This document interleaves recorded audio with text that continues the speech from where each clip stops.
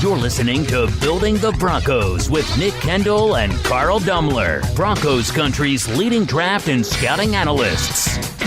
Head on over to milehighhuddle.com to sound off on all things Broncos.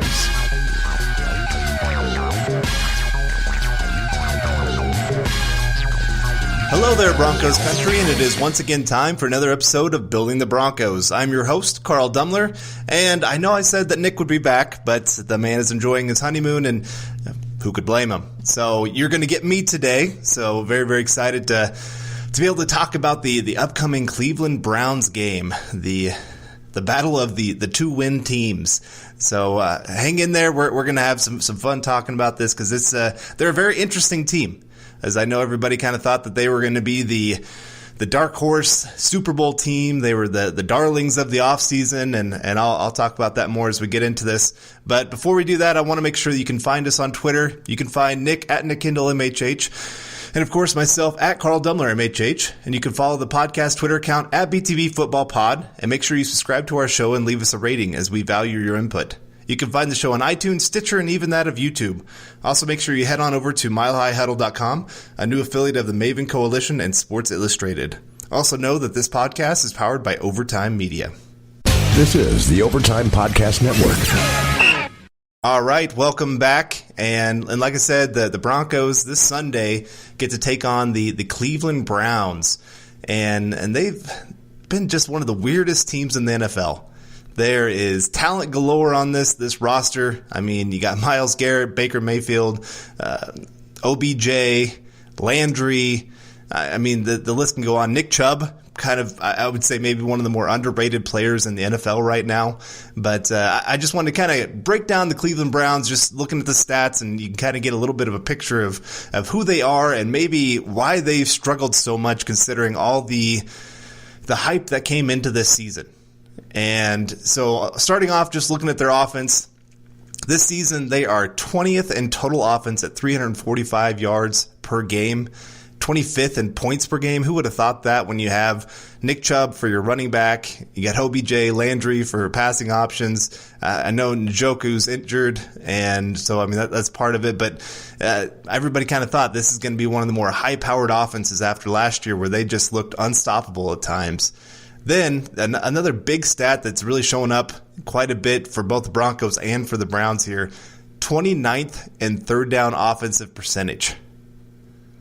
So this is a team, again, that's just really struggling to pick up first downs, to sustain drives, to really score points, obviously.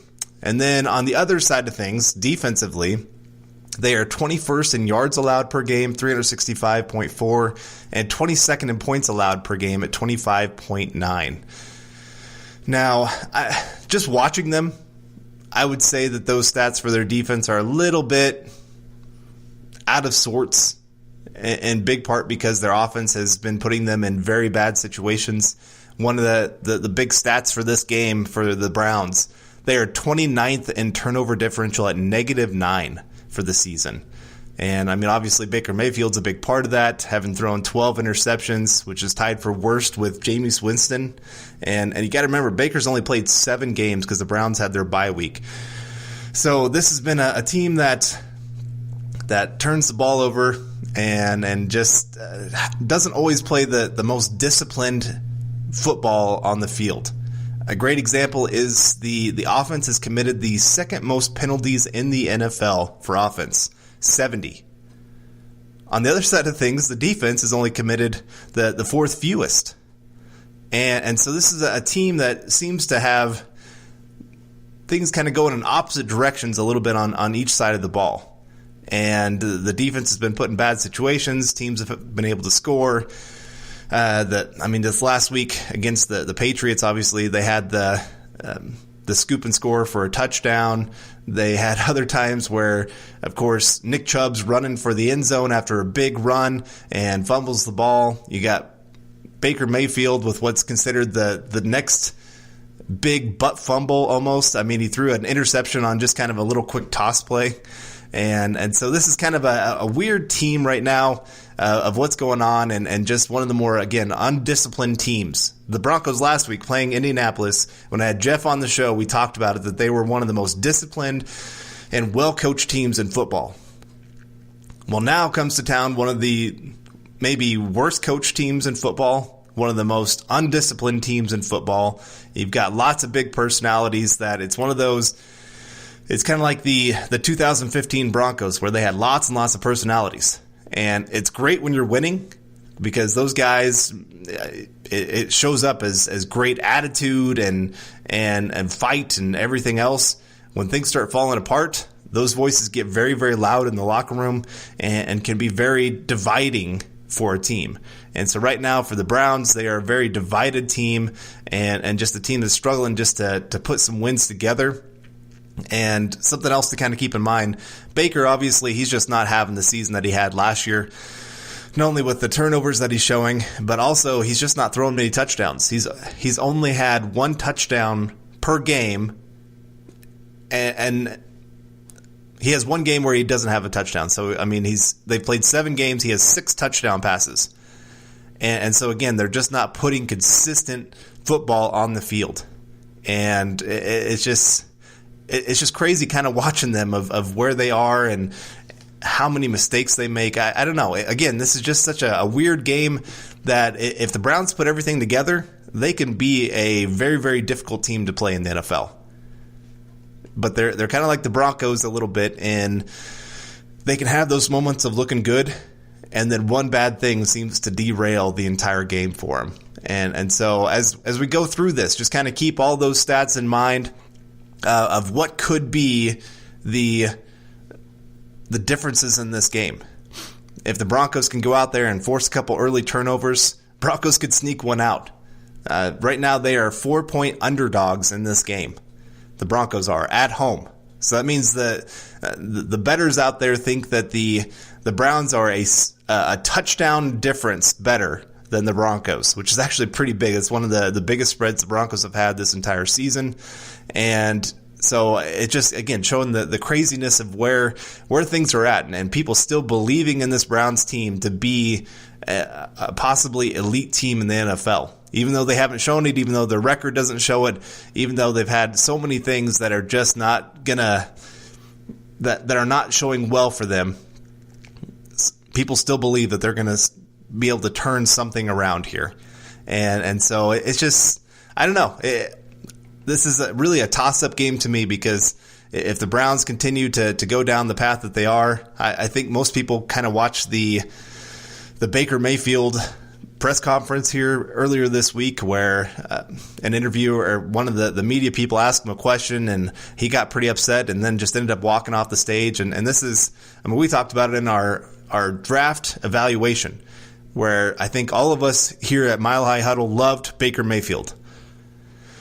We loved his fight. We loved his tenacity. We loved his intelligence on the field and all those great things. But there was also just this but hanging out there. And I'm not talking about B-U-T-T, but this, if things go bad or if this guy just mentally or maturity wise can't handle some of the things that are going to be thrown at him in the NFL, things could fall apart for him. And I think this season we're seeing some of that, the pressure of the expectations, but also just the frustrations of things that have happened to him on the field are really beginning to reach a boiling point for the Browns. And so just kind of keep, again, that in mind where maybe Baker's not quite there. Maybe mentally he's at a point of really, really struggling, questioning what he's seeing on the field.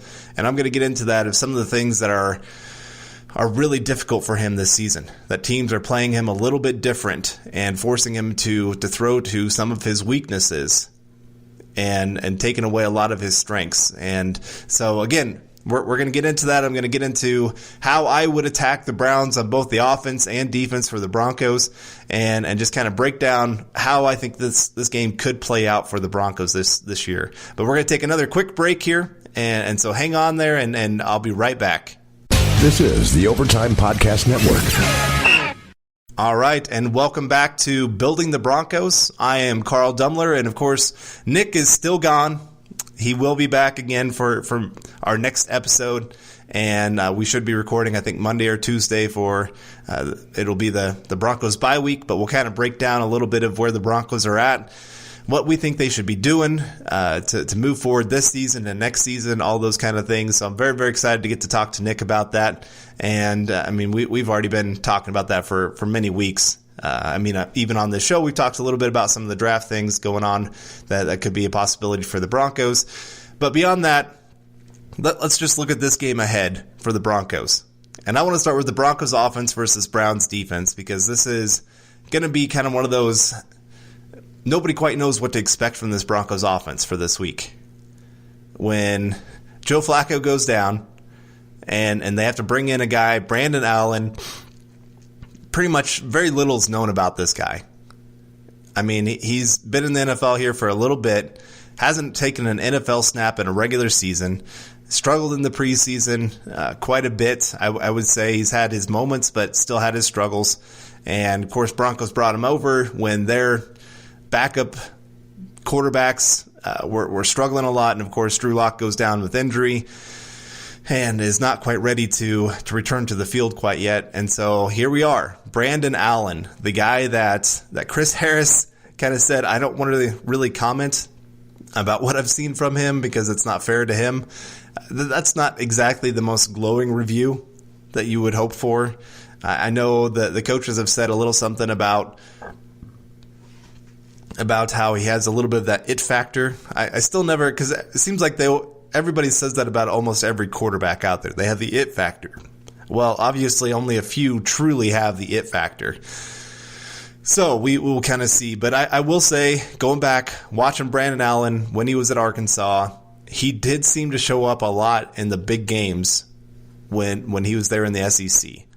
He beat a couple teams that really Arkansas had no business beating and made some hero ball throws that were downright impressive. So, I mean, it's not that this guy is completely void of talent, but it's also one of those, understand that this guy was cut by a couple NFL teams and was there for the taking for the Broncos, mostly just because, again, their backup quarterback situation was so bad, they went and got somebody from another team. And so it's still a very, very limited situation for the Broncos when it comes to Brandon Allen. But let me start off here a little bit talking about let me start off here by kind of talking about the Browns and their defense. And like I said, their stats are a little skewed just because of the offense putting them in a lot of bad situations. The offense struggling to sustain drives by not picking up third downs. Also the turnovers, obviously. But there is still a lot of talent on this defense. Their defensive line especially is one that is... I mean, it was well respected coming into this season, and so far they've done a pretty good job of showing why people thought that they would be a pretty good unit. Now, they've still had their weaknesses and still had their times of struggle, but obviously it starts with Myles Garrett, number 1 overall pick a couple years ago, and a guy that's really looked like that he's a top-tier pass rusher in the NFL. Of course, they went and got Olivier Vernon to add to that group. Sheldon Richardson is another one. Larry Ogunjobi is another that they really like that's having a okay season. And, of course, Joe Schobert, I'm talking about the front seven now since he's their middle linebacker. Very good player against the run. Very strong player in general. But this is a unit that, again, has a lot of strength. And the secondary, Denzel Ward, one of the better young cornerbacks in the NFL, has struggled a little bit with injury this year. And then they went out and drafted Greedy Williams. I think he was in the 3rd round. And a guy that's actually, I would say, played above where he was drafted. Now, he's still a guy that I would make sure to challenge in this game because he does have some times where he can get turned around and struggle. I would be running to his side of the field if we're running to the outside because I want to see how he can hold up in that kind of situation. But overall, that secondary is not too bad either. Like I said, they've struggled a little bit with some injuries, but beyond that, this defense is pretty darn solid. They're not elite like a lot of people thought they would maybe be this year, but they do have a lot of strengths, especially if they can get into their pass rush situations. They have 22 sacks on the season, and you consider a lot of these games, they have been behind and far behind. And so for them to have 22 sacks, tied for 11th best in the NFL, that's pretty impressive. And again, Myles Garrett, one of the best young pass rushers in the entire NFL. And I really should just take the young part out of it. Just one of the best pass rushers in football. And so this is going to be one of those great matchups. Not really great. I guess one of those times where Garrett Bowles and whoever's playing right tackle, they are going to have to play the game of their life. Now, I will say the last time that Garrett Bowles went against Myles Garrett, Garrett Bowles actually held his own. He actually had a pretty decent game considering who he was going against. But that's going to have to happen again, especially when you got a young quarterback and Brandon Allen, who is limited in some ways, hasn't had a whole lot of reps, obviously, during the season, or hasn't really worked with these receivers a whole lot since he wasn't here even during the offseason. There's just a lot of things that other players are going to have to really, really step up in this one for this offense to be able to do anything at all. So again, limited Brandon Allen. Let's start there. You can bet that the Browns are probably going to try to force the ball into Brandon Allen's hands. They are going to probably load up the box and just say, quarterback, beat us. We're not going to let the run game beat us, because that is something they've struggled with this year. They are giving up 4.8 yards per carry, and most teams obviously trying to avoid that pass rush they're averaging about 30 carries per game against the Browns. Teams are kind of doing exactly what they try to do against the Broncos. Take Von Miller out of the game. Run the ball. Their offense isn't going to score a lot of points. We can run the ball and run down this clock, win these games in these close in these close, low-scoring games. And so understand, like most teams, the Browns are probably going to load up the box and see if Brandon Allen can beat them. Now, I will say that doesn't mean that the Broncos should just abandon the run, obviously, because that is still the best way to attack this Cleveland defense. And I would say this is the one great thing about Brandon Allen over Joe Flacco, is that Brandon Allen actually has a little bit of athleticism, and this is where those bootleg plays can actually work for the Broncos. This year has not been very successful. It has been a huge struggle watching Joe Flacco try to get to the edge, even when the defensive end or linebacker or just edge rusher, there we go, crashes down on the run game. They still have the athleticism to turn around and beat Joe Flacco to the edge, because Joe Flacco is just not athletic. And so this is one of the big advantages that the Broncos can have by having Brandon Allen over Joe Flacco. And this is one of the best ways that you can attack this Cleveland defense a little bit, is misdirection, where you're making them have to stay disciplined on the backside, which obviously opens up some running opportunities, but also it allows Allen to get to the edge, have easy reads where he's maybe got 2 or 3 levels. Instead of having to look on both sides of the field, he's got one half of the field to look at, and you're just limiting what he has to do.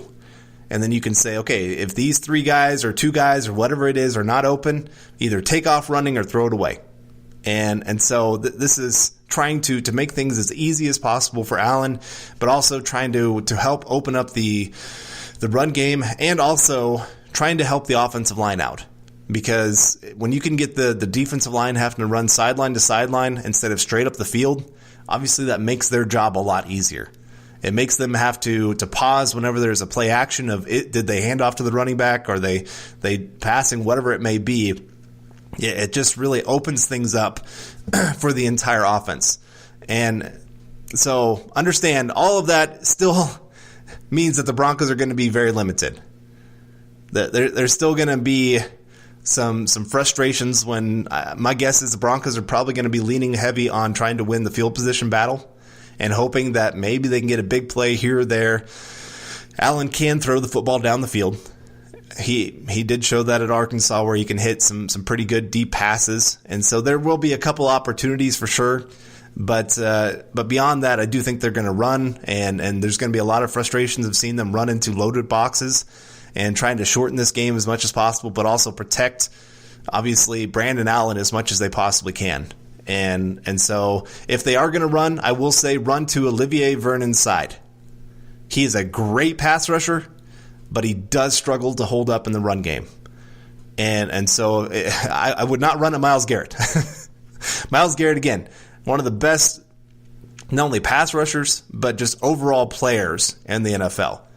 He has an incredible ability to stop the run. I will say there are some times where he crashes inside. This is something I saw with Bradley Chubb and Von Miller earlier in their careers, where they would crash inside and they'd be able to be beat to the edge. And so there are some times where the Broncos can run some of that, or maybe they can run some sweep plays or maybe some reverses. I mix up some things every once in a while. And then the other big thing on offense that I want to get out there is the Browns are one of the worst tackling teams in the NFL. Again, I said earlier, they are one of the least disciplined teams in football, one of the worst coached teams in football right now. And I don't say that obviously very often. If you've listened to the show, I don't think I've ever said that before. But it's very obvious when you watch them how much this coaching staff was in over their heads. And so they've missed out on some very basic things that most teams you would think are practicing, but they just seem to be lacking it. And so this is where, because they are one of the worst tackling teams, because they can fall for a lot of misdirection stuff, get the ball into your playmakers' hands and let them go make a play. Now, if they tackle you, they tackle you.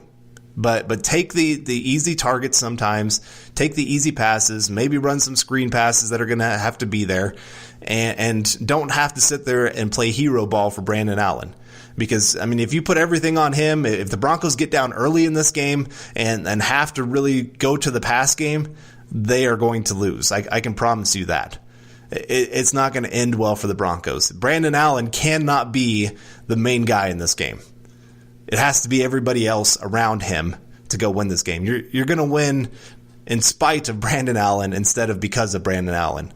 I'm not trying to dog on the guy, but it's just most teams, if their backup quarterback is in there, they're going to struggle. And so I think for the Broncos that is going to be a struggle, but there are going to be some opportunities there. All right, let's switch to the other side, because this is kind of the fireworks kind of part of this game that it's going to be interesting to watch. And I will say this, watching the Browns, it is not Baker Mayfield or OBJ that is the heart of this Browns offense. I think it's Nick Chubb. He is the leading NFL rusher in yards per game for rushing, 105.4 yards per game. He also averages 5.5 yards per carry. And even though he's more of a power guy, he still has some incredible speed and quickness to be able to get away from defenders. And now part of it is that he has been running against lighter boxes because the Browns like to spread teams out. And obviously, teams are going to worry about that passing game with OBJ, with Landry on the field. Those are going to be two, obviously, pretty big targets that the teams are going to have to try to stop. They also have Antonio Callaway, Rashard Higgins, Tywan Taylor. There's a few players there at the wide receiver position that can go make some plays. And so, yes, teams will play a lot of nickel, opening up things in the run game. But even beyond that, I mean, if you watch Nick Chubb, it's easy to see this is a guy that makes people miss, and like I said, has great vision, has ability to get into the open field and turn a 5-yard run into an 80-yard run. And I know some people will point to this last game where he had his 2 big fumbles. That's pretty rare for him. He's actually pretty good with the ball in his hands. Won't turn it over a whole lot. Part of it was just that was a rain-soaked game. It's kind of a weird game. But beyond that, again, he's a very, very strong runner. Likes to be able to get to the edges. And so this is going to be one of those games where Malik Reed and Von Miller are going to have to be very disciplined on their work on the edges. They're going to have to make sure that he turns inside, and then guys are going to have to gang tackle. This is, you got to, even if you think he's down, even if you think somebody's got him, people have to be going to the ball. And so for the Broncos, that would be something I'm emphasizing this entire week in practice. everybody together. Everybody, get in on that ball carrier, because there's too many times where I think teams thought Nick Chubb's down. Our guy's got him. And all of a sudden he escapes and it's a big run. And so for the run game, that's going to be the biggest key is guys really wrapping up, making plays, get him in the backfield before things can really get going, and just make sure, again, just to contain those edges. Don't let him get outside, because if he gets outside, it's not going to be good for the Broncos. Now, in the passing game, again, teams are forcing Baker towards his weaknesses. And where are his weaknesses? It is in the mid-range throws. These 10 to 20-yard throws. He is really, really struggling to see the field, to trust his eyes, and this is where teams are forcing a lot of turnovers for Baker Mayfield, where guys are dropping back in those zones and seeing that there's opportunities for big plays. I think that a Fangio defense against Baker Mayfield, this is set up for the Broncos to have some big plays. This is set up for the Broncos to really force some turnovers. The other area that he struggles to throw is the middle of the field. And so for the Broncos, this is one of those, part of it is that he's lost some of his playmakers over the middle, but it's also where their strengths are to the outside edges. And so force Baker to have to throw over the middle. Force him to have to hold on to the ball in the pocket, trust that his tackles are going to hold up against Reed and Von Miller, and see if he can beat you that way. I mean, as Bill Belichick loves to do, we've talked about on this show a lot, he loves to make players have to play to their weakness. Take away their strengths, beat them to make them have to beat you with a weakness.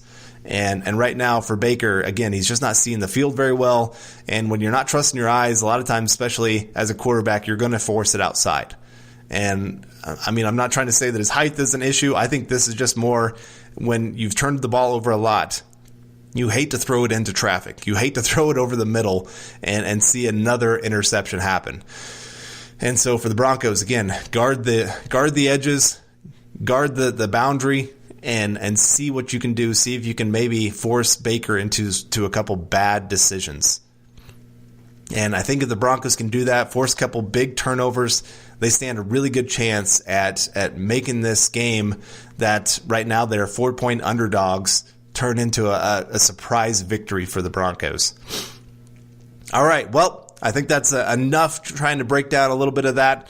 I'm going to come back here in just a little bit and kind of give you a couple last minute thoughts on the Broncos in this game, and just kind of give you my prediction of what's going to happen. So hang on, we'll be right back. This is the Overtime Podcast Network. All right, and welcome back to Building the Broncos. Of course, I'm Carl Dumler, and my one solo episode here before Nick gets back, and I'm very, very excited again to talk to him. So be thinking about anything you guys would like us to talk about, especially during the bye week. We might have a question and answer time, just kind of breaking down maybe some thoughts on the offseason, and especially just how the Broncos can get themselves back on track for 2020. And so now let's take a look at this game. Again, like I said earlier, Broncos are 4-point underdogs at home, and the over-under is 39. Really, seriously, I would take the under in this game. The only way that this game really turns into a crazy shootout or one of these teams really blows out the other is if there's a couple early big scores and this game gets out of hand early. Otherwise, I think this is going to be one of those knockdown shootouts or knockdown, drag-out kind of fights. See who wins in the trenches and try to play the field position battle between these two teams. Now, we always love to do this section of Broncos win if, and I would love to hear from you guys on Twitter. Give me your answers to these questions. So it starts off with Broncos win if, and here's my answer. They can rush for over 125 yards. Now, I already said that the Browns are going to load up the box to stop the run, but there are still going to be some opportunities for big rushes, and it could be where maybe it's Brandon Allen getting to the edge and taking off running. But whatever it is, however they combine, if they can get 125 rushing yards, I mean, you're going to win a lot of games in the NFL if you can do that. But especially against this Browns team where you can get some consistent drives going, you can win the position battle, make Baker Mayfield have to go the entire length of the field, and I think the Broncos can win a game if they do that.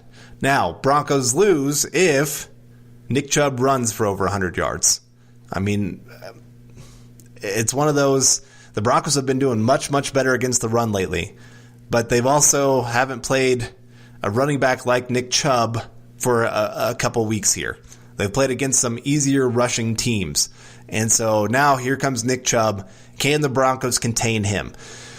Can the Broncos make the Browns get into a lot of third and long situations where Baker Mayfield has to hold on to the ball and the Broncos can crash the edges with Von Miller and Malik Reed? So, next question is MVP if the Broncos win. I'm going to go Chris Harris. The Broncos have shown this year that they are not afraid to leave Chris Harris one-on-one with the top player for the other team, the top wide receiver. And obviously, that's going to be a very, very tough matchup this week. OBJ, Odell Beckham, however you want to call him, even though he's not having the season that he could be having, he is still one of the top 5 wide receivers in football. This guy is still making ridiculous catches this season. If you watch the Browns, he's still making those highlight catches. He hasn't been getting the targets that you would think that a player of his caliber would get. But Chris Harris is going to have the matchup of his season. I think this is probably his toughest matchup of the year. And so if Chris Harris can win his matchup and force the ball to have to go to anybody else, I think, again, the Broncos stand a very, very good chance of winning this game. Now, GOAT if they lose, I think this is one of the easiest ones. I think most of us should have the same answer for this one. Garrett Bowles.